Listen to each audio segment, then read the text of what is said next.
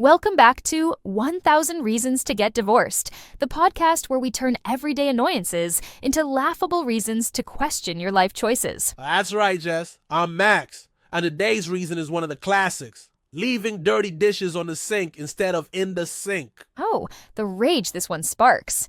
Max, explain this to me. Why is it so hard to take an extra second to put the dish in the sink? Jess, let me defend myself and millions of others out there by saying sometimes the dish is just passing through. It's not ready for sink life yet. Passing through? Is the dish on vacation?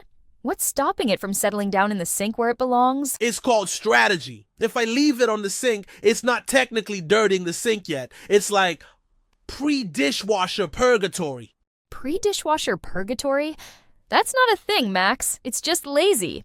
You're inventing new excuses for procrastination. Hold on. Think about it logically. If I put the dish in the sink and there's water or food scraps in there, it gets gross. I'm saving the dish from unnecessary sogginess. Max, do you think the dish has feelings? It's a plate, not a sponge. It's designed to handle water. Maybe, but no one likes touching slimy food bits. And if I avoid the sink, I avoid the sliminess. Problem solved. So your solution is to create a new problem for me? Now I have to juggle your precariously placed plate when I'm trying to wash something. Come on, Jess. It's not like I'm building a tower of dishes. One or two on the edge of the sink isn't a big deal. Until they slide off and crash onto the floor. Remember the mug incident? You left it on the sink, it tipped over, and now I'm down one favorite mug. Okay, that was tragic, but we can't blame the mug's death solely on me. Maybe it wasn't stable to begin with. Max, it was perfectly stable until you defied the laws of common sense. All right, I'll admit the mug thing was a mistake, but let's be real. There's a deeper issue here. Oh, this should be good. What's the deeper issue? The sink is too small. If we had one of those fancy farmhouse sinks, there'd be room for my plate, your soaking pot, and a small family of ducks. A bigger sink won't fix this. You'd just find new ways to misuse it. You'd probably start leaving dishes on the counter next to the sink. Now that's unfair. I respect the sanctity of the counter. That's for meal prep, not storage. Oh, really? Then explain why your coffee mugs always end up on the counter instead of in the dishwasher. That's different. Coffee mugs have character. They like to hang out before they get cleaned. Character? Max, they're not sentient beings.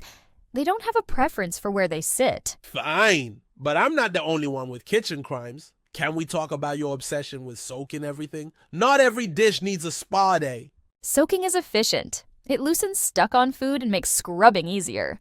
You should be thanking me for preserving your precious non-stick pans. Jess, you don't soak. You abandon. There's a difference. A soak should last hours, not days. Days? That's an exaggeration. The longest I've left something soaking is... okay, maybe a day and a half. But that's because I was busy. Exactly. And while your pot is living its best life in a bubble bath, I'm stuck trying to rinse dishes around it. It's chaos. So, what's your grand solution, Max? Just leave everything on the sink indefinitely? No, my solution is teamwork. If you soak, you scrub within 24 hours. If I leave something on the sink, you put it in with a smile. Balance. Balance? You're asking me to smile while cleaning up after you? That's rich. Think of it as an act of love. Like when I didn't complain that time you used every measuring cup for cookies. First of all, those cookies were incredible. Second, I cleaned up afterward, so your argument is invalid. Fine, but how about we make a pact? You limit the soaking, and I promise to put dishes in the sink most of the time. Most of the time? Max, this isn't negotiable. It's all of the time.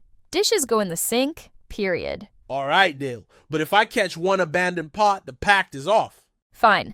And if I see another plate teetering on the edge of the sink, we're revisiting this discussion. Deal. And there you have it, folks. Reason number 4 why couples fight. Sink politics at its finest. Join us next time as we dive into another ridiculously relatable reason to argue with the one you love. Thanks for listening to 1000 Reasons to Get Divorced. Remember, teamwork makes the sink work.